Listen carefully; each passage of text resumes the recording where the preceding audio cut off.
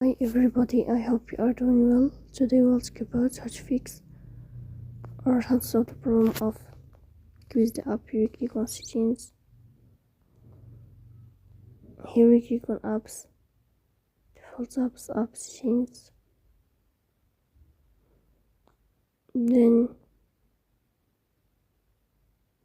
you click on Quizlet app. Here we click on first stop and you click OK. Then you'll enter the window of storage. Here you click on clear cache.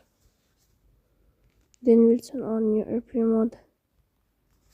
Then we'll turn off your airplane mode again to fix that problem.